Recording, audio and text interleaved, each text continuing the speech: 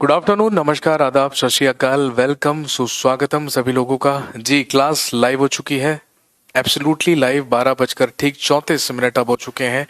जल्दी से सारे के सारे लोग लाइव आ जाइए, सारे के सारे लोग जुड़ जाइए। ये एब्सोल्युटली लाइव क्लास है और आप सब जानते हैं दिस इज 27 अक्टूबर 2020। आज 27 अक्टूबर 2020 है।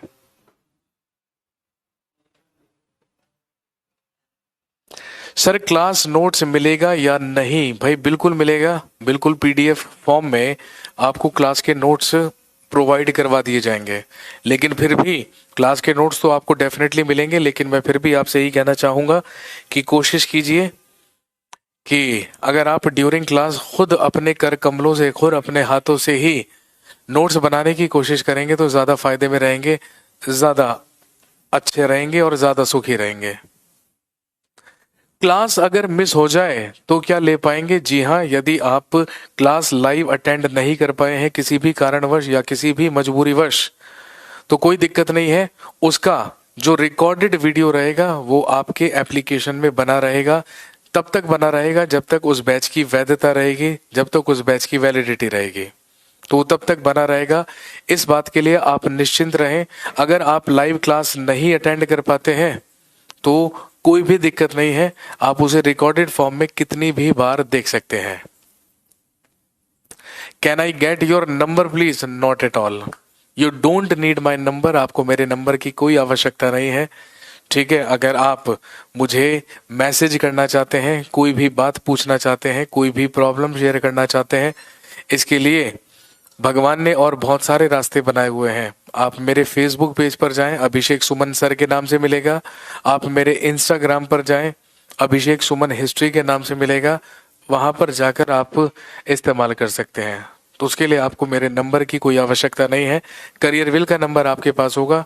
जो भी प्रॉब्लम है, जो भी गिला शिकवा है, जो भी परेशानियां हैं, वो आप वहां पर फोन करके बात कर सकते हैं, ठीक है जी। आप अच्छी तरीके से जानते हैं this is history special batch, ये हिस्ट्री स्पेशल बैच है। और आप अच्छी तरीके से जानते हैं कि इंडियन हिस्ट्री को पढ़ने के लिए, भारतीय इतिहास को पढ़ने के लिए 3 मेजर सेक्शंस हमारे पास होते हैं, या 3 मुख्य भाग हमारे पास होते हैं: ancient India, medieval India and modern India. प्राचीन भारत, मध्यकालीन भारत और आधुनिक भारत। जिन लोगों ने स्टार्टिंग का जो इंट्रोडक्टरी वीडियो आपके एप्लीकेशन में अपलोडेड था, जिन लोगों ने वो देख लिया होगा, तो उन्हें डेफिनेटली बात समझ में आ गई होगी कि इतिहास क्या है, इतिहास का ये जो इतिहास शब्द है ये कैसे डिराइव हुआ, इतिहास को कितने भागों में विभाजित किया गया है और कौन कौन से मेजर पार्ट्स हमारे पास इतिहास में पढ़ने के लिए होते हैं। ये सारी की सारी चीज उसमें ऑलरेडी बात की जा चुकी है, उसमें ऑलरेडी ये बात हो चुकी है। हम मुद्दे पर आते हैं फटाफट से और पाठ्यक्रम की शुरुआत करते हैं, सिलेबस की शुरुआत करते हैं। और आप अच्छी तरीके से जानते हैं हमारे पास हिस्ट्री के 3 मेजर पार्ट हैं: एंशियंट, मेडिवल और मॉडर्न इंडिया। तो दोस्तों, आज हम इस क्लास की शुरुआत कहां से करेंगे? ध्यान रखिए, मॉडर्न इंडिया से करेंगे या आधुनिक भारत से करेंगे।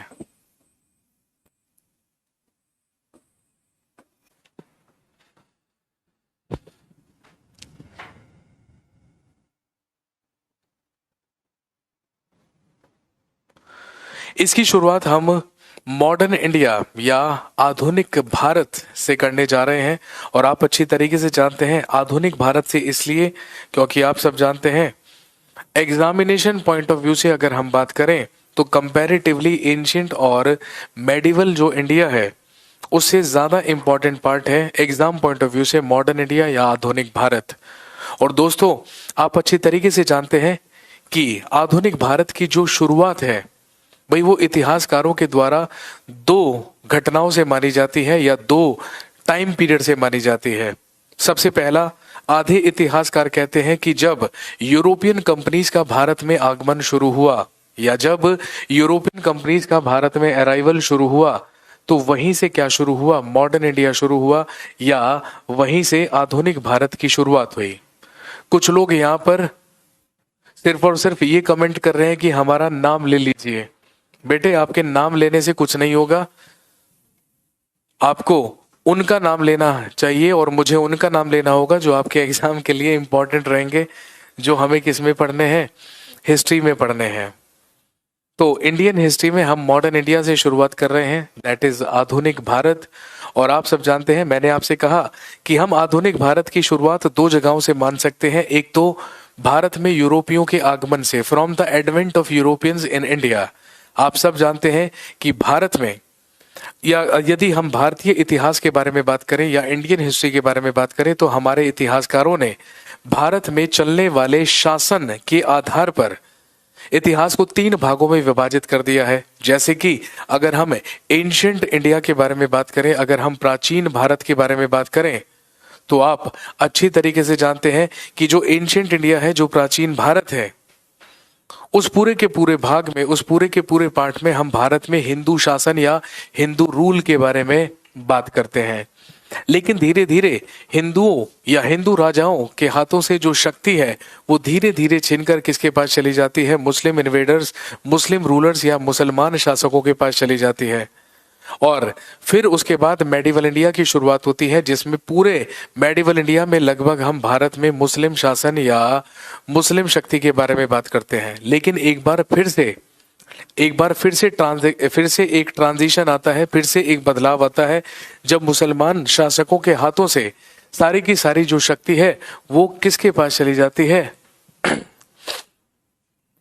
ब्रिटिशर्स के पास चली जाती है या यूरोपियंस के पास चली जाती है। तो कुछ इतिहासकार कहते हैं कि जब भारत में यूरोपियों का आगमन शुरू हुआ तो तभी से शुरुआत हो गई किसकी, आधुनिक काल की। लेकिन आधे इतिहासकारों का मत यह है कि भारत में यूरोपियन कंपनीज आई जरूर थी, और ये 15वीं शताब्दी के ही अंत में, भाई आप सब जानते हैं ना, 1498 में वास्को डी गामा भारत में आने वाला सबसे पहला पुर्तगाली था, जिसने भारत तक आने के एक नए मार्ग की खोज की थी, जो समुद्री मार्ग था। और आप सब जानते हैं जो कहां से होकर आया था, भाई हम सब जानते हैं अटलांटिक महासागर से, और हिंद महासागर में प्रवेश किया था किसने, वास्को डी गामा ने। तो हालांकि यूरोपियन कंपनीज का तो भारत में 15वीं सदी से ही आगमन शुरू हो गया था, लेकिन जो 5 यूरोपियंस भारत में आए, सबसे पहले पुर्तगाली, उसके बाद डचेस, उसके बाद ब्रिटिशर्स, उसके बाद डेनिश और फिर लास्ट में फ्रांसीसी, इन सारे के सारे यूरोपियंस में सबसे ज्यादा शक्तिशाली और सबसे ज्यादा होशियार कौन साबित हुए, अंग्रेज या ब्रिटिशर्स साबित हुए। आप अच्छी तरीके से जानते हैं। लेकिन वास्तविक तौर पर जो ब्रिटिशर्स की सत्ता थी या जो ब्रिटिशर्स की पावर थी, वो बढ़नी कब से शुरू मानी जाती है, 18th सेंचुरी से मानी जाती है, क्योंकि हम सब जानते हैं बैटल ऑफ प्लासी जो 1757 में हुआ, वही वो निर्णायक युद्ध माना जाता है, जिसके बाद हिंदुस्तान में ब्रिटिश साम्राज्य की जो शक्ति है उसका उत्कर्ष होना शुरू होता है। लेकिन उसका सबसे महत्वपूर्ण कारण क्या था, भाई उसका सबसे महत्वपूर्ण कारण क्या था, वो ये था कि जब भारत में अंग्रेज शक्ति का उदय हो रहा था या उत्कर्ष हो रहा था, तो उसी समय हमारे देश में मुगल साम्राज्य का पतन भी हो रहा था। इसीलिए आधे इतिहासकार ऐसा मानते हैं कि जब मुगल बादशाहों में छठे मुगल बादशाह औरंगजेब आलमगीर की मृत्यु हुई 1707 ईस्वी में, तो उसी के बाद से सही मायनों से क्या शुरू हुआ, आधुनिक भारत शुरू हुआ या मॉडर्न इंडिया शुरू हुआ।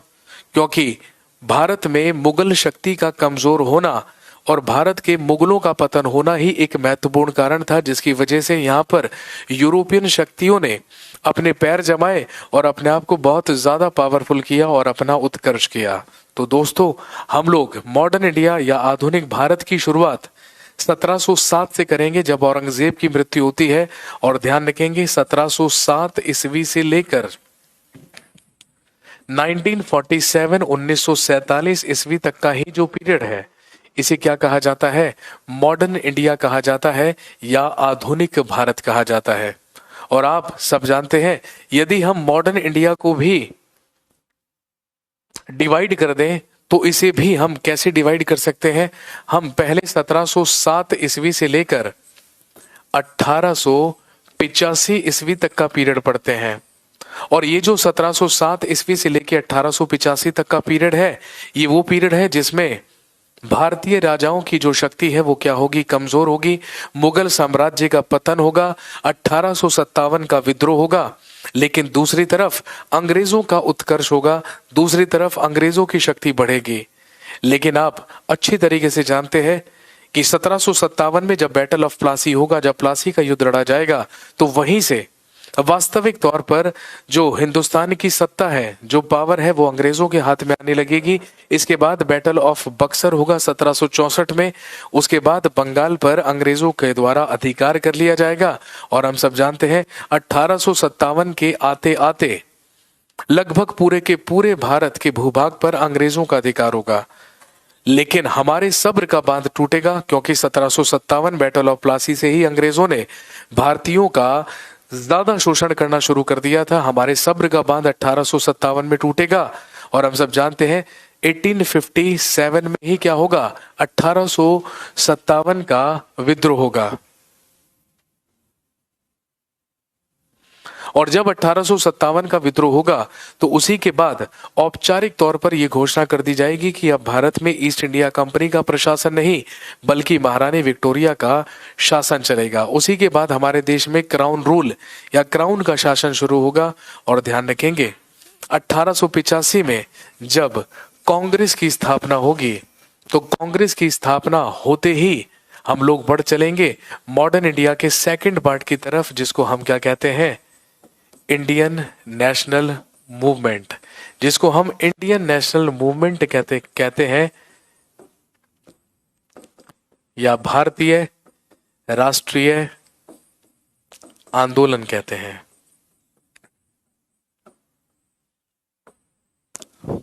तो दोस्तों ध्यान रखेंगे, सामान्य तौर पर हमने मॉडर्न इंडिया या आधुनिक भारत को भी दो महत्वपूर्ण भागों में विभाजित कर लिया है, जिसमें सबसे पहला भाग हम 1707 से 1885 तक का पीरियड पढ़ेंगे, जिसमें हमें कई सारी चीजें पढ़नी है, जैसे डाउनफॉल ऑफ मुगल्स, मुगल साम्राज्य का पतन। इसके अलावा इसी में हम बात करेंगे अबाउट एडवेंट ऑफ यूरोपियंस या यूरोपियों के भारत में आगमन के बारे में। इसी पार्ट में हम बात करेंगे new states in India, Bharat में नवीन राज्यों के उदय के बारे में। इसी भाग में हम बात करेंगे about the economic impact of British empire in India, Bharat में ब्रिटिश साम्राज्य का आर्थिक प्रभाव, उसको भी हम यहीं पर पढ़ेंगे।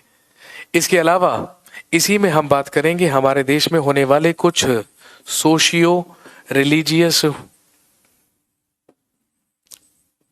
मूवमेंट्स के बारे में या कुछ सामाजिक और धार्मिक आंदोलनों के बारे में। और इसी वाले पीरियड में हम लोग बात करेंगे किसके बारे में,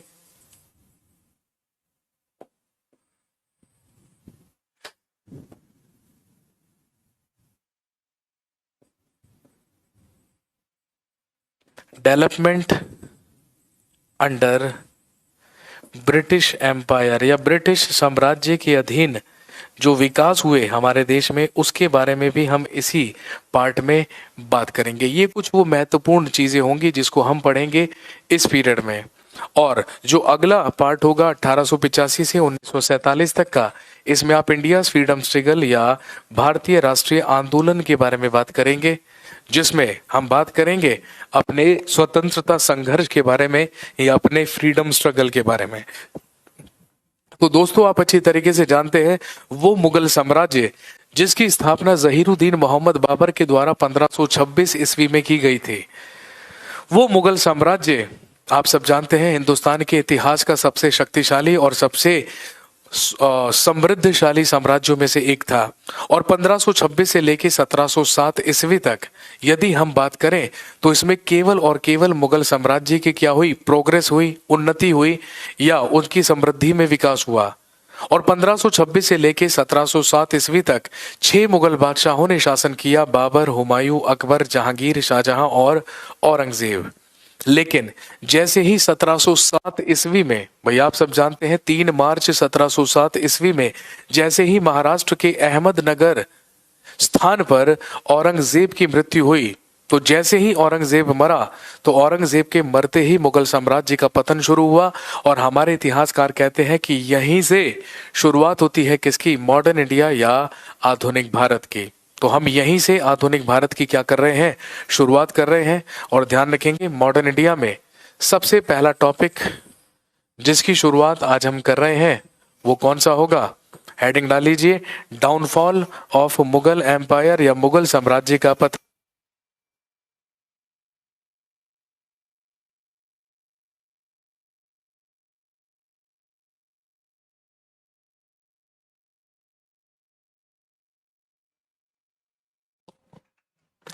तो ध्यान रखेंगे सबसे पहला टॉपिक जो हम कवर करने जा रहे हैं that is downfall of Mughals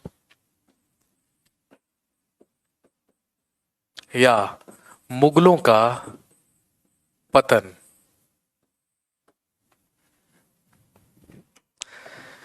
downfall of Mughal empire या मुगल साम्राज्य का पतन। और दोस्तों ध्यान रखेंगे इसमें हम बात करेंगे 1707 ईस्वी से लेकर 1857 ईस्वी के बारे में। वो मुगल साम्राज्य जो अपनी वैभवता और अपनी संपन्नता के लिए पूरे के पूरे विश्व में प्रसिद्ध हुआ करता था, ताश के पत्तों की तरह बिखर गया 1707 में औरंगजेब की मृत्यु के बाद। और दोस्तों ध्यान रखेंगे जहाज इतना बड़ा था कि डूबने में समय लगा और जो मुगल साम्राज्य था वो किसी तरीके से 150 साल तक 150 ईयर्स तक और हिंदुस्तान में चला। लेकिन औरंगजेब के बाद के जो मुगल बादशाह होते हैं उन्हें क्या कहा जाता है, लेटर मुगल्स कहा जाता है या उत्तरवर्ती मुगल शासक कहा जाता है, जिनके बारे में हम यहाँ पर बात करेंगे। तो आज का टॉपिक हमारे पास पढ़ने के लिए है डाउनफॉल ऑफ मुगल्स या मुगलों का पतन। चलिए थोड़ा सा फ्लैशबैक में जाते हैं, थोड़ा सा पहले की बारे में बात करते हैं। भाई आप सब जानते हैं कि मेडिवल इंडिया का आखिरी मुगल बादशाह ही कौन कहलाता है, औरंगजेब आलमगीर कहलाता है। औरंगजेब आलमगीर का जो शासनकाल रहा वो 1658 से लेकर 1707 ईस्वी तक रहा। और आप सब जानते हैं कि मुगल साम्राज्य में सबसे लंबा शासनकाल ही किसका माना जाता है, औरंगजेब का माना जाता है, जिसने 1658 से लेकर 1707 ईस्वी तक मुगल साम्राज्य में शासन किया। और दोस्तों ऐसा भी इतिहासकारों के द्वारा कहा गया है और माना गया है कि औरंगजेब के शासनकाल में मुगल साम्राज्य में या मुगल एम्पायर में टोटल 21 स्टेट्स हुआ करते थे, टोटल 21 राज्य हुआ करते थे। और आप अच्छी तरीके से जानते होंगे कि मुगल साम्राज्य में राज्यों को या प्रांतों को क्या कहा जाता था, सूबा कहा जाता था। क्वेश्चन भी आता है ना कि बताइए मुगल साम्राज्य में सबसे ज्यादा सूबे या सबसे ज्यादा प्रांत किस मुगल बादशाह के पास थे, औरंगजेब। मुगल साम्राज्य में सबसे ज्यादा सूबों की संख्या या प्रांतों या राज्यों की संख्या औरंगजेब के समय में हुआ करती थी। औरंगजेब के शासनकाल में कुल 21 राज्यों का उल्लेख किया गया है, कुल 21 सूबे बताए गए हैं, जिसमें से ध्यान रखेंगे एक सूबा हुआ करता था अफगानिस्तान का काबुल। इसके अलावा 14 सूबास या 14 सूबे हुआ करते थे नॉर्थ इंडिया, उत्तर भारत में।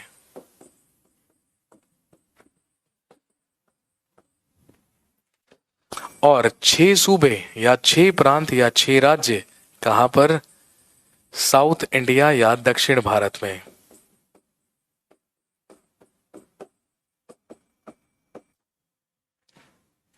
औरंगजेब के शासनकाल में मुगल साम्राज्य में सूबों की जो संख्या थी वो सबसे ज्यादा हुआ करती थी। एक सूबा अफगानिस्तान का काबुल, 14 सूबे उत्तर भारत में और 6 सूबे दक्षिण भारत में हुआ करते थे। Aurangzeb had 5 sons.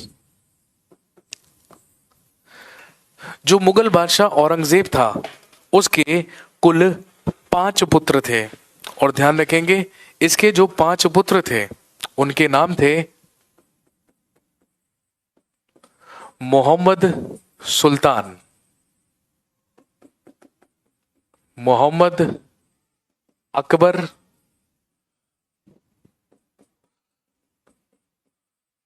मोहम्मद मुअज्जम,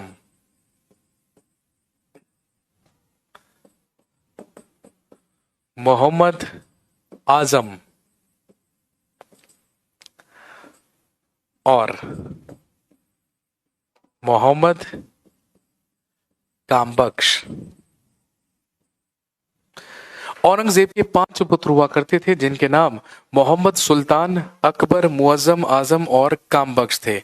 लेकिन ध्यान रखेंगे, औरंगजेब के ही शासनकाल के दौरान, औरंगजेब के जीवित रहते ही उसके 2 पुत्रों की मृत्यु हो चुकी थी। कहने का मतलब, जब औरंगजेब मरा तो उसके केवल 3 पुत्र जीवित थे जिनके नाम थे मुअज्जम आजम और कामबख्श। और आप अच्छी तरीके से जानते हैं कि जब औरंगजेब की मृत्यु हुई 1707 ईस्वी में हुई, डेथ ऑफ औरंगजेब या औरंगजेब की मृत्यु,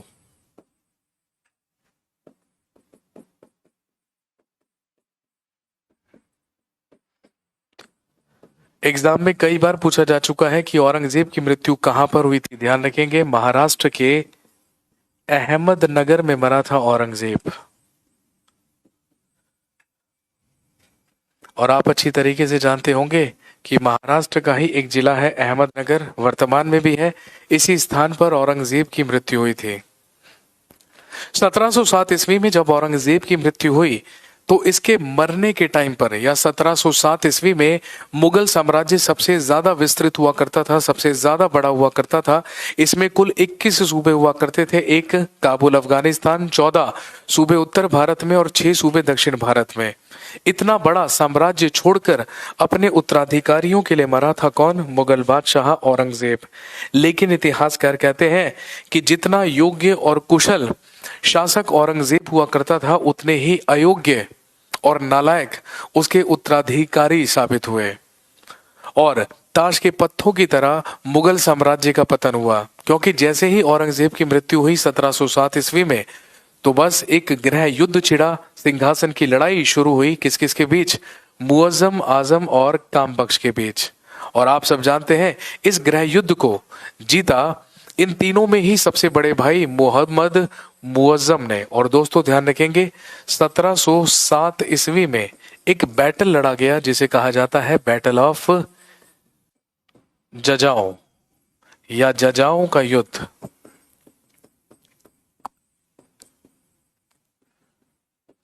जो हुआ किस किस के बीच? मुअज्जम और आजम के बीच। और ध्यान रखेंगे, इसी बैटल ऑफ जजाओं में, इसी जजाओं के युद्ध में Muazzam defeated and killed his brother Azam. इसी युद्ध में मुअज्जम ने अपने भाई आजम को पराजित कर उसकी हत्या की। And he himself became the next Mughal emperor of Mughal dynasty. और इसने खुद को भारत का अगला मुगल बादशाह घोषित कर दिया।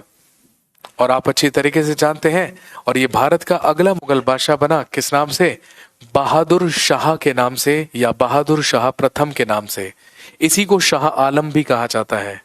और ध्यान रखेंगे, इसके बाद इन 1709 he also killed he also killed his brother Kambakhsh. और इसके बाद 1709 ईस्वी में इसने अपने दूसरे भाई कामबख्श की भी हत्या करवा दी। कहने का मतलब, मुअज्जम ने ही अपने दोनों भाइयों की हत्या करवाकर मुगल सिंहासन प्राप्त किया और औरंगजेब की मृत्यु के बाद भारत का अगला मुगल बादशाह बन गया बहादुर शाह फर्स्ट या बहादुर शाह प्रथम। अगर अभी तक ये नोट नहीं किया है, I am giving you another 1 minute, जल्दी से इसको नोट कर लीजिए, उसके बाद मैं आगे बढ़ता हूं। फटाफट से नोट कर लीजिए, फटाफट से नोट करेंगे।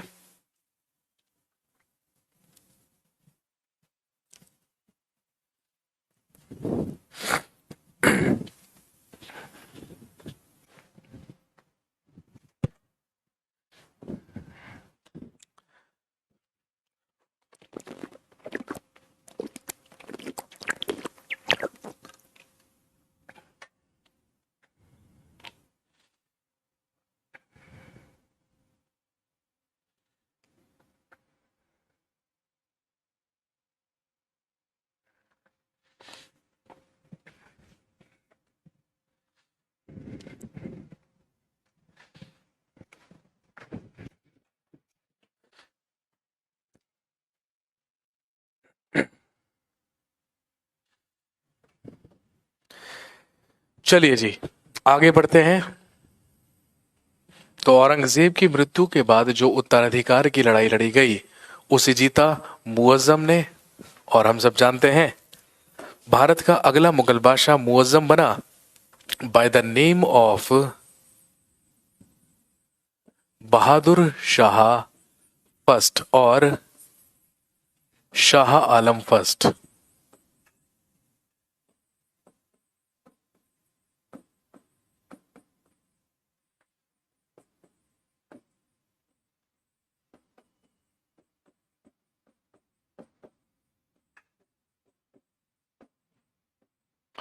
सत्रह सौ सात ईस्वी से लेके 1712 ईस्वी तक।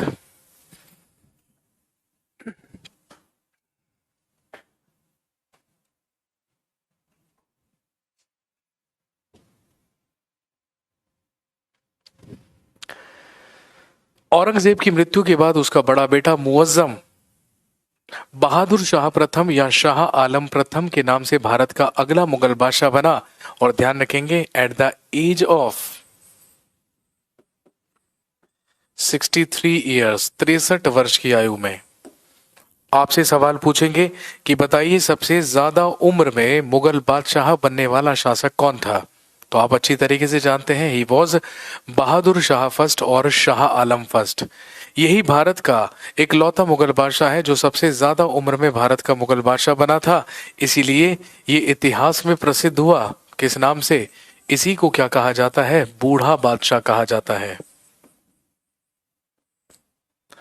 और ध्यान रखेंगे इतिहास में यही प्रसिद्ध है शाहे बेखबर के नाम से।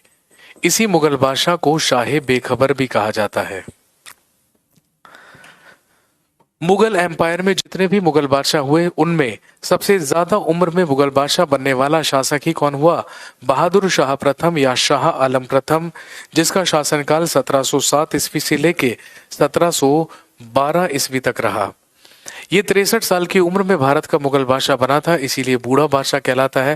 भाई आप सब जानते हैं यदि आपसे पूछा जाए कि सबसे कम उम्र में भारत का मुगल बादशाह बनने वाला शासक कौन कहलाता है, तो आप सब जानते हैं जलालुद्दीन मोहम्मद अकबर। आप अच्छी तरीके से जानते हैं मात्र 13 वर्ष की आयु में ही पंजाब के गुरदासपुर के कालानौर नामक स्थान पर बैरम खान के द्वारा राज्याभिषेक करवाया गया था। किसका, जलालुद्दीन मोहम्मद अकबर का। तो सबसे कम उम्र में तो अकबर बना है, लेकिन सबसे ज्यादा उम्र में बनने वाला कौन होगा, बहादुर शाह या शाह आलम होगा। यही कहलाता है बूढ़ा बादशाह और इतिहास में यही प्रसिद्ध है शाहे बेखबर के नाम से।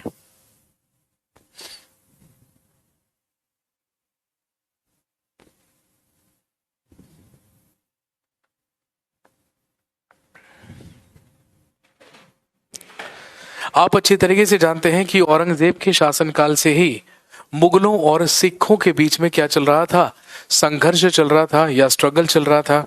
क्योंकि हम सब जानते हैं मुगलों से लोहा लेने वाले या मुगलों से संघर्ष करने वाले दो कम्युनिटीज हमारे देश में हुआ करती थी जिन्होंने हमेशा मुगलों के साथ संघर्ष किया। उत्तर में सिख समुदाय या सिख कम्युनिटी और दक्षिण में अगर हम बात करें तो आप सब जानते हैं मराठा साम्राज्य या मराठा एम्पायर।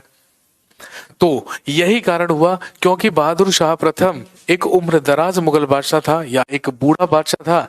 इसीलिए इसने सबसे पहला काम क्या किया, लिखेंगे इसने गुरु गोविंद सिंह के साथ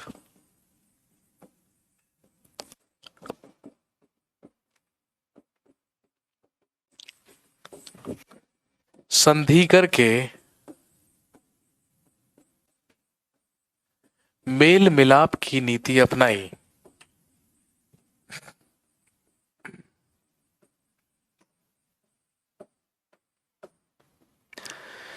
सबसे पहला काम तो बहादुर शाह प्रथम के द्वारा ये किया गया कि सिखों के ही अंतिम गुरु, भाई हम सब जानते हैं हु वाज गुरु गोविंद सिंह, हम सब जानते हैं गुरु Govind Singh was the last और the 10th Guru of six. ये सिखों के 10वें गुरु या अंतिम गुरु थे और इनका भी संघर्ष जारी था मुगलों के खिलाफ औरंगजेब के जीते जी। लेकिन जब 1707 ईस्वी में औरंगजेब की मृत्यु हुई तो औरंगजेब के पुत्र बहादुर शाह प्रथम या शाह आलम प्रथम ने सिखों के साथ मेल मिलाप की नीति अपनाने की कोशिश की। गुरु गोविंद सिंह के साथ संधि करके उन्हें कई मनसब प्रदान किए और उनके साथ मेल मिलाप की नीति अपनाने की कोशिश की। लेकिन ये जो मेल मिलाप की नीति थी ये ज्यादा दिन तक चल नहीं पाई। क्यों नहीं चल पाई? क्योंकि 1708 ईस्वी में गुरु गोविंद सिंह डाइड, गुरु गोविंद सिंह की मृत्यु हो गई। और जब गुरु गोविंद सिंह की मृत्यु हुई तो ध्यान रखेंगे जो सिखों की सेना थी या जो सिख आर्मी थी उनका सेना नायक या उनका आर्मी चीफ कौन बन गया? गुरु गोविंद सिंह का ही एक सेवक, एक सर्वेंट, जिसे हम जानते हैं किस नाम से? बंदा सिंह बहादुर के नाम से।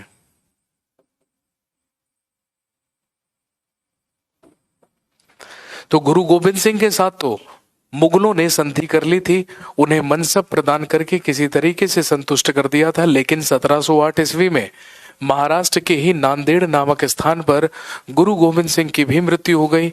और जब गुरु गोविंद सिंह की भी मृत्यु हो गई तो जो सिखों की सेना थी उसका नेतृत्व संभाल लिया गुरु गोविंद सिंह के ही एक सर्वेंट या एक सेवक ने, जिनका नाम बंदा सिंह बहादुर था। और दोस्तों ध्यान रखेंगे अब सिखों ने बंदा सिंह बहादुर के नेतृत्व में फिर से मुगलों के साथ संघर्ष शुरू कर दिया और फिर से मुगलों के साथ स्ट्रगल शुरू कर दिया। इसीलिए बहादुर शाह प्रथम ने सिखों के साथ संबंध अच्छे बनाने की कोशिश तो करी, लेकिन वो कोशिश पूरी तरीके से सफल नहीं हो पाई, जिसका सबसे बड़ा कारण ये भी था क्योंकि अगले ही साल 1708 ईस्वी में गुरु गोविंद सिंह की डेथ हो गई थी और सिखों की जो कमान थी वो किसके हाथ में आ गई थी? बंदा सिंह बहादुर के हाथ में। सर गुरु जी की डेथ कहाँ हुई थी? बेटे मैंने अभी बताया महाराष्ट्र के नांदेड़ नामक स्थान पर। आपको पता होगा गुरु गोविंद सिंह जी का जो जन्म था वो पटना में हुआ था, बिहार में, और इनकी मृत्यु महाराष्ट्र के नांदेड़ नामक स्थान पर हुई थी।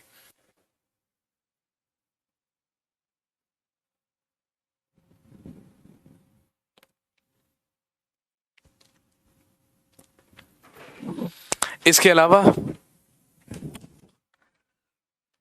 और कुछ मेल मिलाप की नीति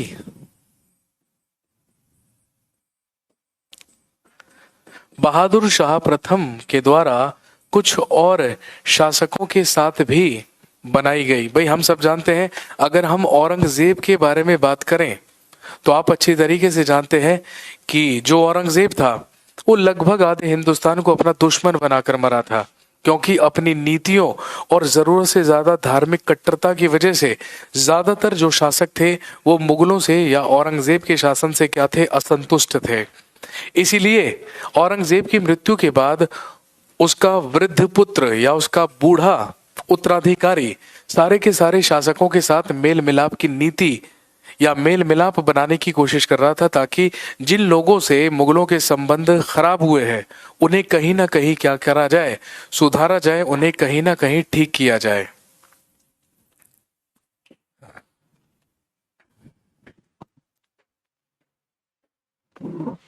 इसके अलावा इसने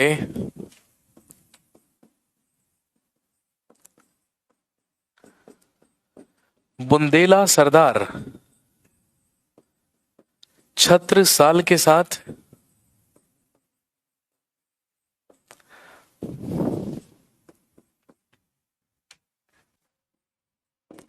और भरतपुर के जाट शासक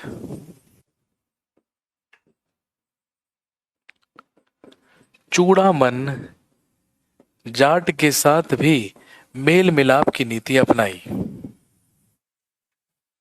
पहले मेल मिलाप करने की कोशिश किसके साथ की गई? सिखों के साथ की गई, लेकिन वो किसी वजह से विफल हो गई या किसी वजह से वो सफल नहीं हो पाई। लेकिन इसके अलावा बुंदेल सरदार या बुंदेला सरदार छत्रसाल और भरतपुर का जाट शासक चूड़ामन जाट जो इसी का कंटेम्परेरी हुआ करता था, इन दोनों के साथ भी इसने मेल मिलाप बनाने की कोशिश की। भरतपुर का जो चूड़ामन जाट हुआ करता था ये बहादुर शाह प्रथम का मित्र हुआ करता था, और ध्यान रखेंगे यही कारण था, लिखेंगे, इसने सिखों के खिलाफ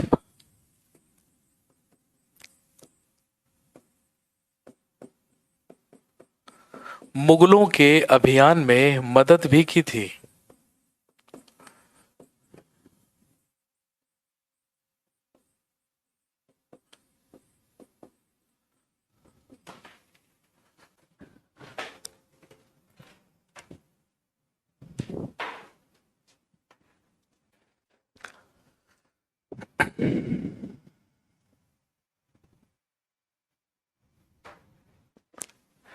लेकिन दूसरी तरफ बहादुर शाह प्रथम अच्छी तरीके से जानता था कि हमने सिखों के साथ तो संबंध अच्छे बनाने की कोशिश की है, लेकिन हमारे एक और बहुत बड़े दुश्मन हैं जो दक्षिण में कौन थे, मराठा। और वो सबसे बड़े दुश्मन इसलिए थे क्योंकि भाई हम सब जानते हैं औरंगजेब के शासनकाल में ही मराठा साम्राज्य का उदय हुआ था, सही मायनों में वास्तविक तौर पर। हालांकि वैसे तो आप जानते हैं जो छत्रपति शिवाजी हैं भाई उनका जन्म तो 1627 ईस्वी में ही हो चुका था, यानी शाहजहां के ही समय में हो चुका था। लेकिन वास्तविक तौर पर जो मराठा साम्राज्य का उदय माना जाता है वो किसके शासनकाल में माना जाता है, औरंगजेब के ही शासनकाल में माना जाता है। वास्तविक तौर पर मराठा साम्राज्य को जो मजबूती प्रदान की गई वो छत्रपति शिवाजी के द्वारा की गई और औरंगजेब के ही शासनकाल में मराठा साम्राज्य का उदय हुआ। लेकिन छत्रपति शिवाजी की मृत्यु के बाद शिवाजी का उत्तराधिकारी शिवाजी का पुत्र बना जिसका नाम संभाजी था। लेकिन जब औरंगजेब भारत का मुगल बादशाह था और हिंदुस्तान पर शासन कर रहा था तो औरंगजेब का ही जो एक बेटा था जिसका नाम अभी मैंने आपको लिखवाया था, मोहम्मद अकबर, इसी मोहम्मद अकबर ने औरंगजेब के खिलाफ एक विद्रोह किया, एक रिवोल्ट किया और विद्रोह करके ये दक्षिण भारत भाग गया संभाजी की ही शरण में। और इसी चीज का बदला लेने के लिए अगले ही साल 1682 में औरंगजेब भी दक्षिण भारत अभियान पर गया। और औरंगजेब दक्षिण भारत अभियान पर क्यों गया था, क्योंकि औरंगजेब दक्षिण भारत के दो सूबे गोलकुंडा और बीजापुर को अपने साम्राज्य में या मुगल साम्राज्य में मिलाना चाहता था। और ध्यान रखेंगे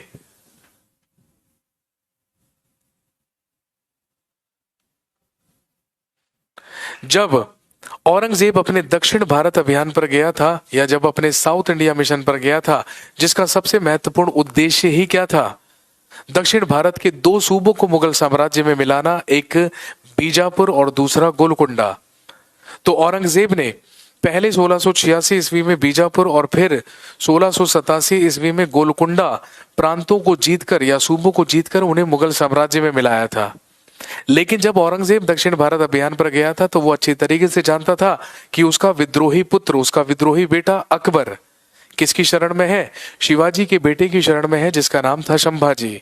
इसीलिए 1689 ईस्वी में 1689 में औरंगजेब ने शिवाजी के पुत्र संभाजी पर अटैक किया था और संभाजी पर अटैक करके संभाजी की हत्या कर दी थी। और संभाजी की हत्या ही नहीं करी बल्कि उसने संभाजी की पत्नी येसुबाई और संभाजी के पुत्र शाहू को गिरफ्तार भी कर लिया और गिरफ्तार करके वो शाहू को कहां पर ले आया, मुगल साम्राज्य में ले आया। और ध्यान रखेंगे जब से औरंगजेब ने शाहू को गिरफ्तार किया था, भाई शाहू की गिरफ्तारी कब हुई थी, 1689 में। औरंगजेब अरेस्टेड शाहू 1689 में 1689 ईस्वी में औरंगजेब ने शाहू को गिरफ्तार किया था। हु वॉज शाहू, तो ध्यान रखेंगे he was grand son of Shivaji. ये शिवाजी का पौत्र था या शिवाजी का ग्रैंड सन था।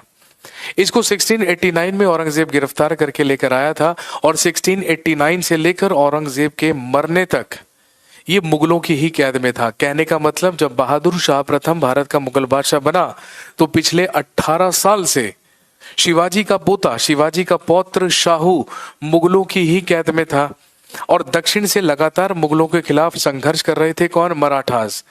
और जैसे ही औरंगजेब मरा तो मराठाओं ने मुगलों पर एक बार फिर से दबाव बनाना शुरू कर दिया और प्रेशराइज उन्हें करना शुरू कर दिया कि आप तुरंत हमारे उत्तराधिकारी और हमारे अगले भावी शासक शाहू को क्या कर दें, रिहा कर दें या आजाद कर दें।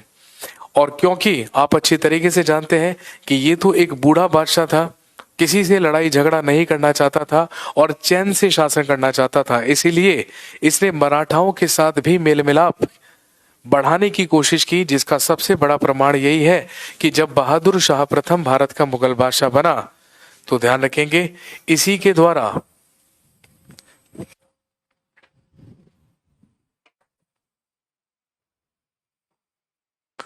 तो ध्यान रखेंगे इसी के द्वारा 1708 ईस्वी में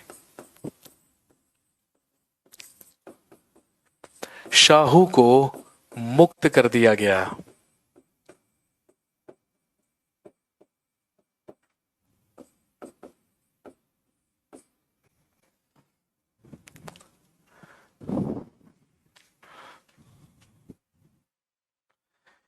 सत्रह सौ आठ ईस्वी में शाहू को मुक्त कर दिया गया। मैंने यहां पर 1708 लिख दिया है, ये 1707 ही है। 1707 में ही जब मुगल बादशाह बना बहादुर शाह प्रथम, तो इसके द्वारा शाहू को मुक्त कर दिया गया। शाहू दक्षिण भारत गया और हम सब जानते हैं एक युद्ध लड़ा गया जिसको हम बैटल ऑफ खेड़ा कहते हैं, या खेड़ा का युद्ध, जो किस किस के बीच में हुआ था? शाहू के बीच में और ताराबाई के बीच में। अब ये ताराबाई कौन है? थोड़ा सा और पीछे चलते हैं। अभी अभी मैंने आपको बताया कि 1689 में औरंगजेब ने संभाजी पर अटैक करके संभाजी की हत्या कर दी थी और संभाजी के उत्तराधिकारी शाहू को गिरफ्तार कर लिया था। लेकिन जब संभाजी की हत्या की गई थी और उसके उत्तराधिकारी शाहू को गिरफ्तार कर लिया गया था, तो जो मराठा साम्राज्य था उसकी बागडोर संभाजी के ही छोटे भाई ने संभाली थी, जिसका नाम था राजा राम। लेकिन कुछ ही समय के बाद राजा राम की भी मुगलों के द्वारा हत्या करवा दी गई। तो मराठा साम्राज्य में राजा राम की ही पत्नी शासन कर रही थी अपने बेटे के बिहाफ पर। अपने बेटे के बिहाफ पर इसलिए क्योंकि उस समय उसके बेटे की जो उम्र थी वो मात्र 4-5 वर्ष थी। इसीलिए ध्यान रखेंगे वो जो ताराबाई थी, शी वॉज वाइफ ऑफ राजा राम, वो राजा राम की ही पत्नी हुआ करती थी। और अगर हम शाहू और राजा राम के संबंधों के बारे में बात करें तो भाई स्वाभाविक सी बात है, जो राजा राम था वो शाहू का ही क्या था? चाचा था। और जो ताराबाई थी वो शाहू की ही क्या लगा करती थी? चाची लगा करती थी। लेकिन ध्यान रखेंगे जब शाहू आजाद हुआ तो शाहू को क्या चाहिए था? मराठा सिंहासन। इसीलिए उसने ताराबाई के ही साथ संघर्ष किया और खेड़ा की लड़ाई में या बैटल ऑफ खेड़ा में शाहू डिफीटेड ताराबाई, शाहू ने ताराबाई को पराजित किया। और दोस्तों ध्यान रखेंगे 1707 ईस्वी से लेके 1748 ईस्वी तक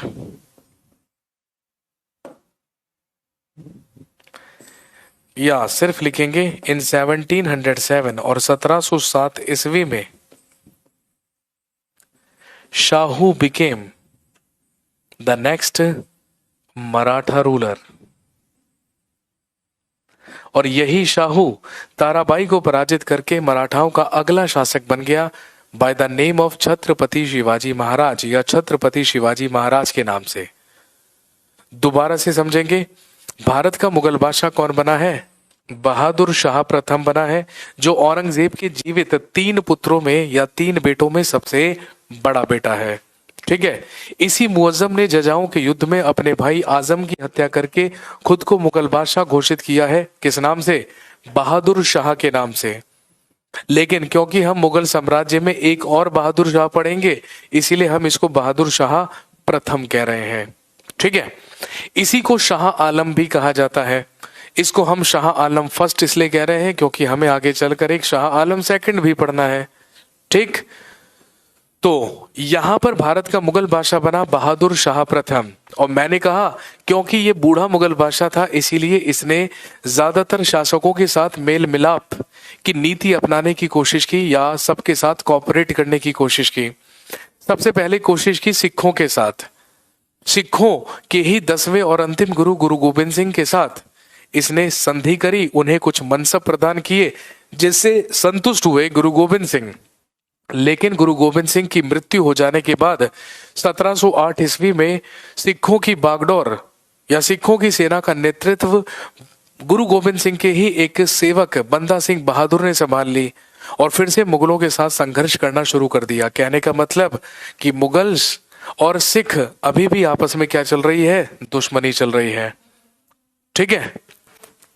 बाकी दूसरी चीज मैंने आपको बताई कि जो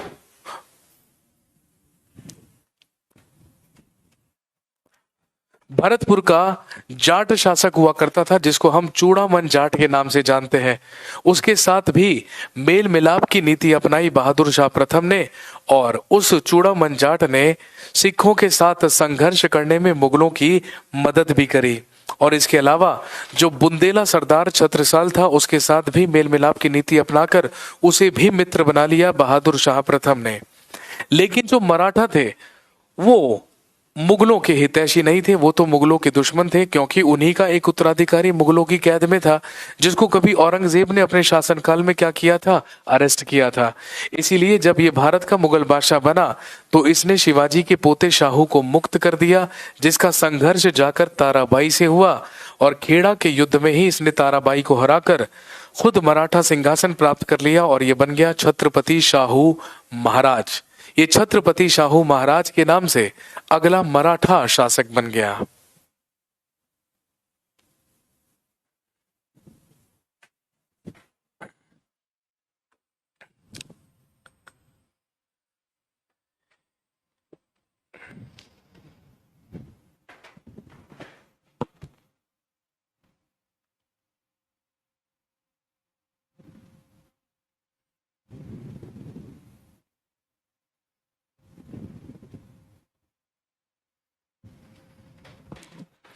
और हम सब जानते हैं कि जब मुगल बादशाह औरंगजेब की मृत्यु हुई थी तो उस समय तक तो भारत में यूरोपियंस का भी आगमन हो चुका था। उस समय तक तो भारत में यूरोपियंस भी आ चुके थे। और आप सब जानते हैं कि यदि हम यूरोपियंस के बारे में बात करें या यूरोपियों के भारत में आगमन के बारे में बात करें तो आप अच्छी तरीके से जानते हैं कि भारत में सबसे पहले आगमन किसका हुआ, पोर्चुगीज का हुआ या पुर्तगालियों का हुआ। पुर्तगालियों के बाद भारत में आए डच लोग। आप अच्छी तरीके से जानते होंगे नीदरलैंड या हॉलैंड के लोगों को ही क्या कहा जाता है, डच कहा जाता है। और यदि हम पोर्चुगीज या पुर्तगालियों के बारे में बात करें तो जो पोर्चुगल या पुर्तगाल के लोग होते हैं वही पुर्तगाली कहलाते हैं, वही पोर्चुगीज कहलाते हैं। तीसरे नंबर पर भारत में आगमन हुआ किसका, ब्रिटिशर्स का या अंग्रेजों का। और आप अच्छी तरीके से जानते हैं ब्रिटेन या इंग्लैंड के ही लोग क्या कहलाते हैं, ब्रिटिशर्स कहलाते हैं या इंग्लिश या अंग्रेज कहलाते हैं।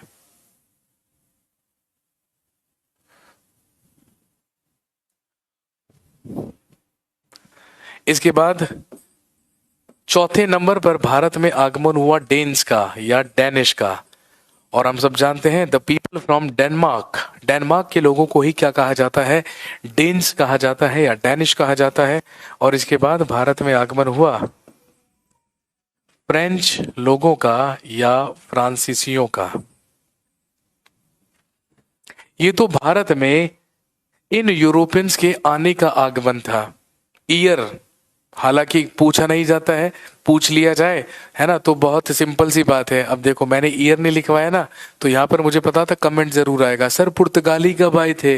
ले बेटे लिख ले, 1498 में पुर्तगाली, ठीक है, 1596 में डच, 1599 में ब्रिटिशर, 1616 ईस्वी में डेन्स या डैनिश और 1664 ईस्वी में फ्रेंच। हाँ, ये तो रहा यूरोपियंस के भारत में आने का सीक्वेंस। लेकिन यदि आपसे इनकी कंपनी का सीक्वेंस पूछ लिया जाए या इनके कंपनियों की स्थापना का सीक्वेंस पूछ लिया जाए तो थोड़ा सा अलग होगा। और वो अलग क्या होगा, सबसे पहले किसकी यूरोपियन कंपनी भारत में लगी, पुर्तगालियों की, ठीक है। आए दूसरे नंबर पर कौन थे, डचेस थे। लेकिन ध्यान रखेंगे डचेस से पहले अंग्रेजों की ईस्ट इंडिया कंपनी यहाँ पर स्थापित हो चुकी थी, लेकिन कहने का मतलब है आने में तो सीक्वेंस रहेगा पुर्तगाली, डच, ब्रिटिशर, लेकिन कंपनी की स्थापना में पुर्तगाली, फिर अंग्रेज और फिर तीसरे नंबर पर कौन होगा? डच। फिर चौथे नंबर पर डेन्स या डैनिश, और फिर पांचवें नंबर पर फ्रेंच या फ्रांसीसी।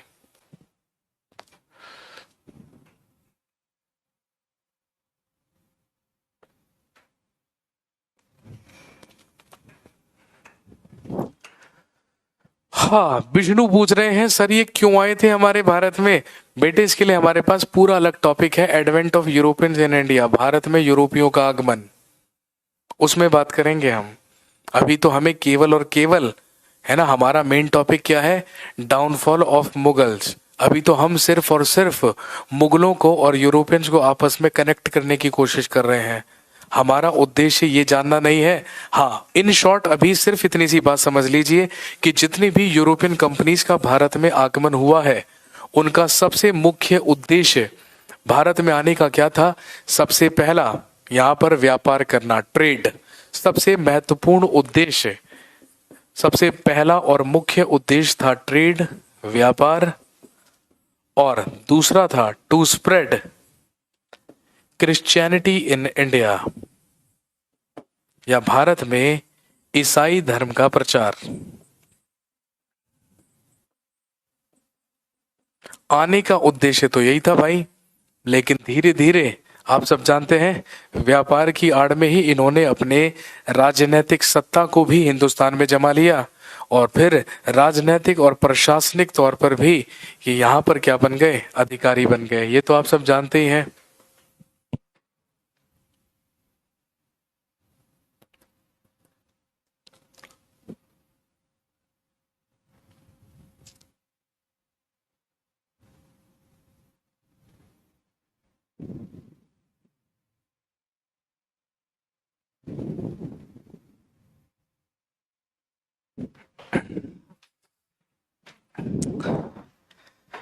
हाँ जी, तो एक बार फिर से समझ लीजिए, औरंगजेब की मृत्यु हो चुकी है 1707 ईस्वी में, ठीक है।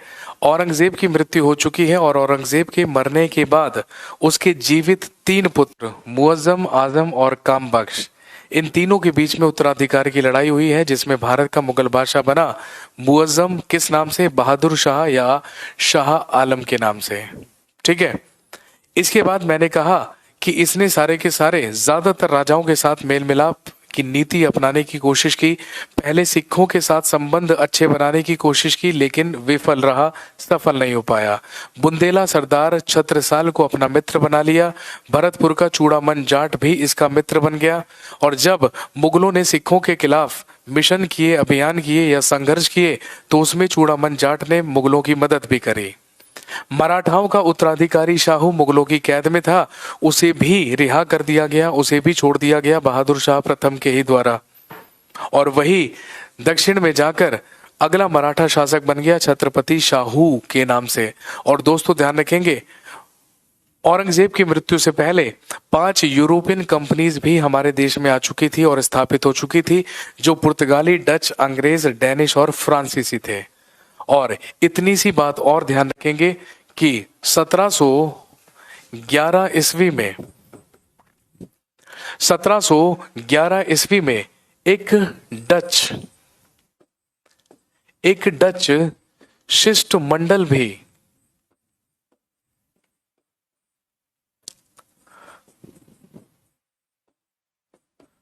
बहादुर शाह प्रथम के दरबार में भेजा गया था।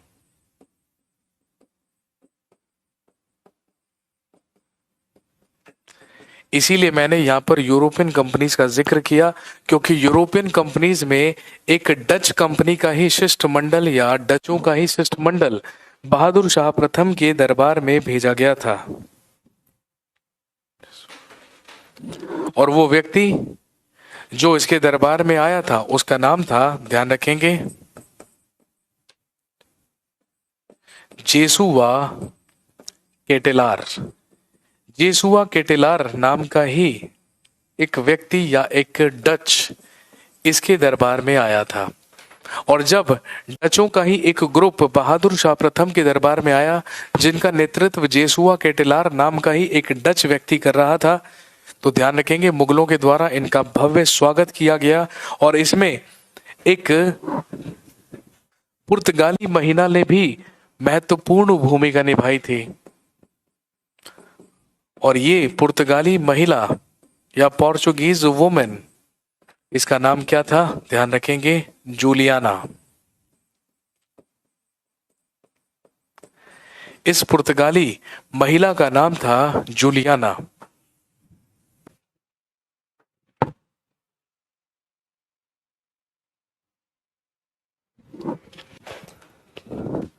और क्योंकि इस पुर्तगाली महिला जूलियाना की ही वजह से ये डचों का जो ग्रुप था, जिसका नेतृत्व जेसुआ केटेलार के द्वारा किया गया था, ये बहादुर शाह प्रथम के दरबार में आया था और इनसे मिलकर ये बेहद प्रसन्न हुआ था।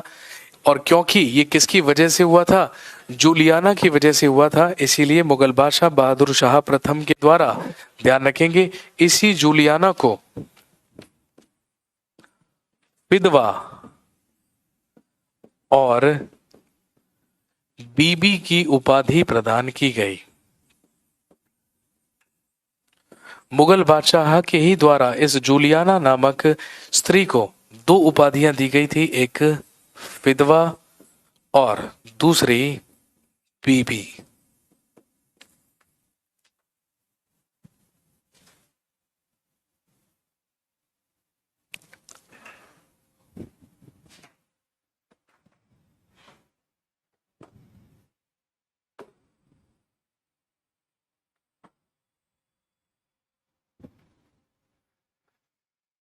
लेकिन ध्यान रखेंगे, इन 1712 ड्यूरिंग अ मिशन अगेंस्ट बंदा बहादुर, लेकिन 1712 ईस्वी में बंदा बहादुर के खिलाफ एक अभियान के दौरान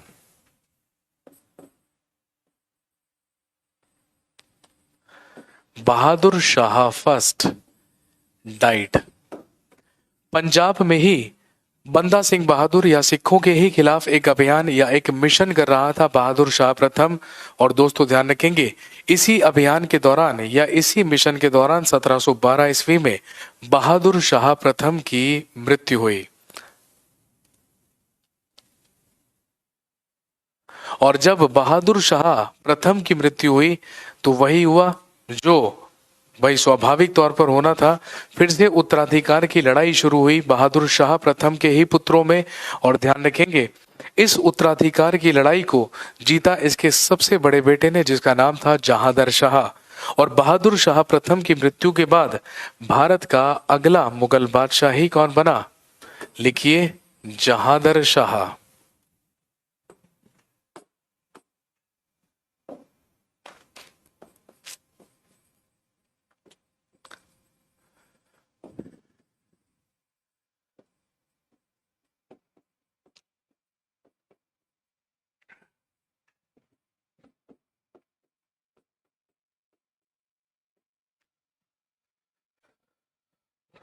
1712 ईस्वी से लेकर 1713 ईस्वी तक मात्र एक वर्ष के लिए भारत का अगला मुगल बादशाह बना जहांदर शाह। और दोस्तों ध्यान रखेंगे, इसी को कहा जाता है मुगल साम्राज्य का प्रथम अयोग्य शासक। इसी को मुगल साम्राज्य का सबसे पहला अयोग्य शासक माना जाता है। और दोस्तों ध्यान रखेंगे, ये इतिहास में प्रसिद्ध है लंपट मूर्ख के नाम से। यही इतिहास में लंपट मूर्ख के नाम से प्रसिद्ध है। जब बहादुर शाह प्रथम की मृत्यु के बाद उसके चारों बेटों में गृह युद्ध हुआ या सिंहासन की लड़ाई शुरू हुई, तो उसे जीता जहांदर शाह ने। लेकिन ध्यान रखेंगे, जहांदर शाह की मदद ही was helped by Zulfikar Khan.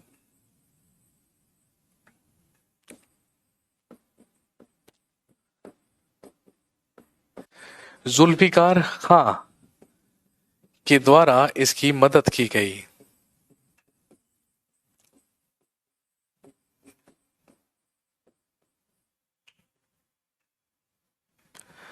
कौन हुआ करता था जुल्फिकार खान? ध्यान रखेंगे, ये जो जुल्फिकार खान था, ये एक ईरानी गुट का अमीर था। ये एक ईरानी गुट का अमीर हुआ करता था और ध्यान रखेंगे, ये असद खां का पुत्र भी था। और आप अच्छी तरीके से जानते होंगे असद खान कौन था।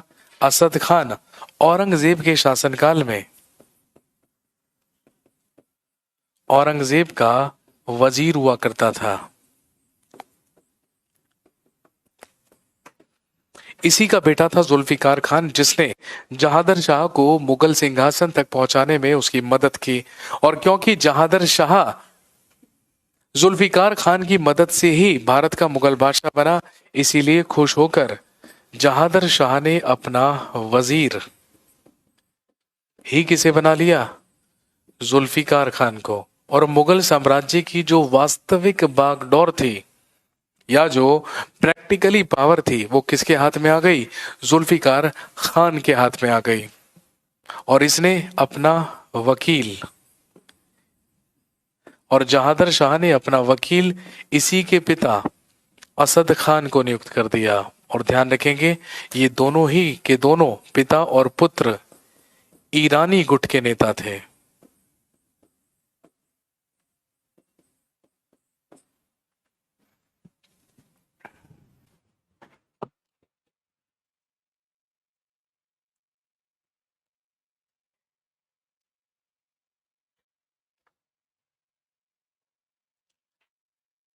नाम का मुगल बादशाह, ध्यान रखेंगे, मुगल साम्राज्य में नाम का मुगल बादशाह जहादर शाह हुआ करता था, लेकिन वास्तविक तौर पर सारी की सारी जो पावर थी, जो सारी की सारी शक्ति थी, वो किसके हाथों में थी? जुल्फिकार खान के हाथों में थी। दोस्तों ध्यान रखेंगे, जहादर शाह के भी समय में कुछ हिंदू शासकों के साथ या कुछ राजस्थान के राजपूत शासकों के साथ मेल मिलाप की नीति अपनाई गई। दो शासकों के साथ जहादर शाह के भी शासनकाल में मेल मिलाप किया गया।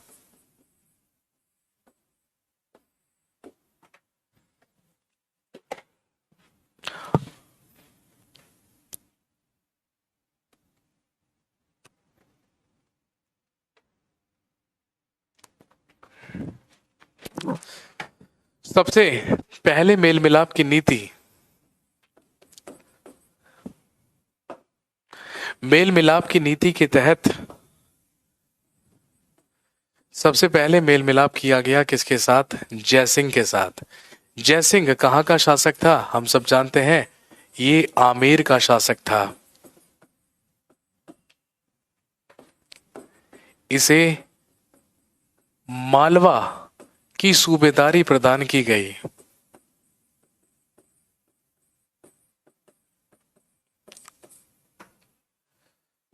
आमेर, राजस्थान के आमेर के शासक जयसिंह को मालवा की सूबेदारी प्रदान की गई। और इसी को ध्यान रखेंगे,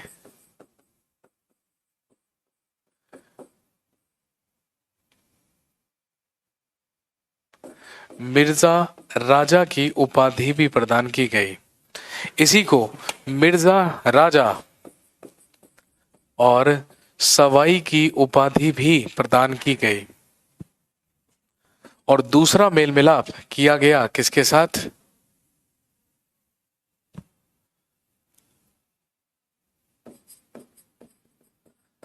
अजीत सिंह के साथ, जो कहां का शासक था? मारवाड़ का शासक। और आप अच्छी तरीके से जानते हैं, जोधपुर को ही पहले क्या कहा जाता था? मारवाड़ कहा जाता था। और ध्यान रखेंगे, अजीत सिंह को गुजरात की सूबेदारी सौंप दी गई। और इसे महाराजा की उपाधि से नवाजा गया। इसे महाराजा की उपाधि प्रदान की गई। कहने का मतलब बहादुर शाह प्रथम के शासनकाल में तो सिखों से मेल मिलाप करने की कोशिश की गई, मराठाओं से मेल मिलाप करने की कोशिश की गई, बुंदेला सरदार छत्रसाल से मेल मिलाप हुआ, भरतपुर के जाट शासक चूड़ामन जाट से क्या हुआ, मेल मिलाप हुआ। लेकिन जहादर शाह के शासनकाल में रुख किया गया राजस्थान की तरफ, क्योंकि हम सब जानते हैं अगर हम अकबर, जहांगीर और शाहजहां जैसे मुगल बादशाहों के बारे में बात करें तो उनके शासनकाल में मुगलों और राजपूतों के बीच जो संबंध थे वो मैत्रीपूर्ण थे, वो अच्छे थे। लेकिन कहीं ना कहीं राजपूतों के जो संबंध थे वो मुगलों से खत्म हुए थे। किसकी वजह से? औरंगजेब की वजह से, या औरंगजेब के ही शासनकाल में। इसीलिए ध्यान रखेंगे राजपूत, राजस्थान के ही दो राजपूत शासकों के साथ भी मेल मिलाप करने की नीति अपनाई गई। आमेर के राजा जयसिंह को मालवा की सूबेदारी प्रदान करके मिर्जा राजा और सवाई की उपाधि दे दी गई, और मारवाड़ या जोधपुर के शासक अजीत सिंह को गुजरात की सूबेदारी प्रदान करके उसे महाराजा या महाराजा की उपाधि दे दी गई। लेकिन ध्यान रखेंगे जहादर शाह के ही शासनकाल में एक महत्वपूर्ण भूमिका घटित हुई, और वो महत्वपूर्ण भूमिका क्या थी? जहादर शाह की ही एक प्रेमिका हुआ करती थी जिसका नाम था लाल कुंवर।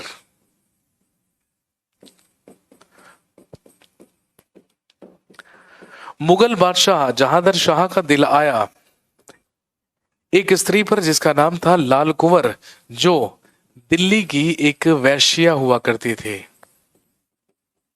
ये दिल्ली की एक तवायफ थी, दिल्ली की एक वैश्या थी। इसी से प्रेम करने लगा मुगल बादशाह जहादर शाह, और ध्यान रखेंगे इसने लाल कुंवर नामक एक वैश्या से विवाह कर लिया, और इसके जितने भी रिलेटिव्स और जितने भी रिश्तेदार थे वो सारे के सारे मुगल दरबार में अपॉइंट कर दिए। और जब जहादर शाह ने ये काम किया तो दोस्तों ध्यान रखेंगे मुगलों के ही दरबार में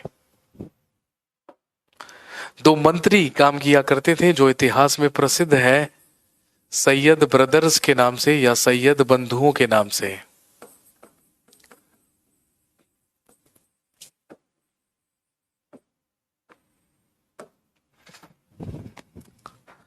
मुगलों के ही दरबार में दो मंत्री काम किया करते थे जो इतिहास में सैयद बंधुओं के नाम से प्रसिद्ध है। बड़े भाई का नाम था अब्दुल्ला खान और छोटे भाई का नाम था हुसैन अली खान।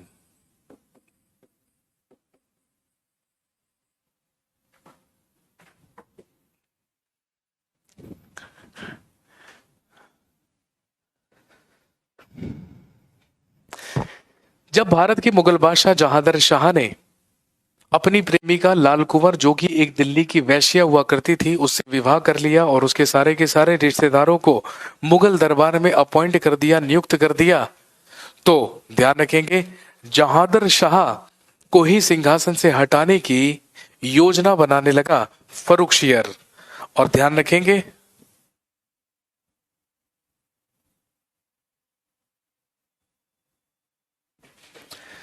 सैयद बंधुओं की ही मदद से या अब्दुल्ला खान और हुसैन अली खान की ही मदद से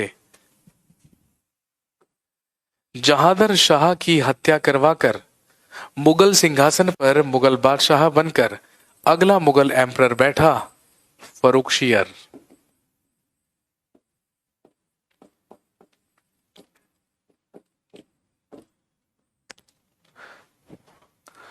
भारत का अगला मुगल बादशाह बन गया फर्रुखशियर 1713 ईस्वी से लेके 1719 ईस्वी तक।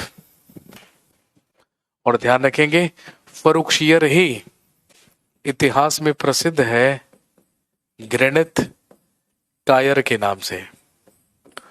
और क्योंकि फर्रुखशियर सैयद बंधु या अब्दुल्ला खान और हुसैन अली खान की ही मदद से भारत का मुगल बादशाह बना, इसीलिए इसने खुश होकर अब्दुल्ला खान को अपना वजीर या प्रधानमंत्री और छोटे भाई हुसैन अली खान को अपना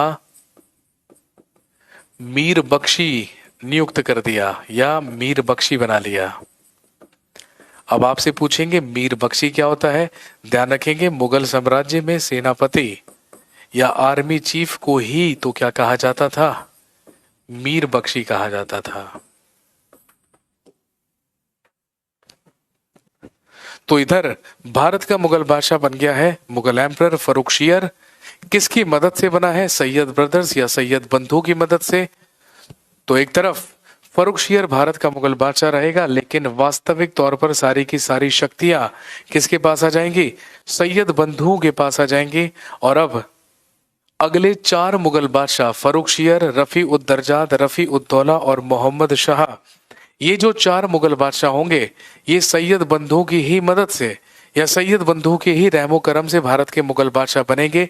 इसीलिए ध्यान रखेंगे इतिहास में इन्हीं सैयद बंधुओं को क्या कहा जाता है, ये इतिहास में प्रसिद्ध है किंग मेकर्स के नाम से। इन्हीं को क्या कहा जाता है, शासक निर्माता। क्यों कहा जाता है, इस बात को जानने के लिए बने रहिए। आज की कहानी को हम यहीं पर रोकते हैं। कल आपसे दोबारा 12:30 बजे मुलाकात होगी, और जब कल हम दोबारा से 12:30 बजे मिलेंगे तो इसी टॉपिक को हम कंटिन्यू करेंगे, डाउनफॉल ऑफ मुगल्स। और कहानी हम कंटिन्यू करेंगे कहां से, मुगल बादशाह फर्रुखशियर से।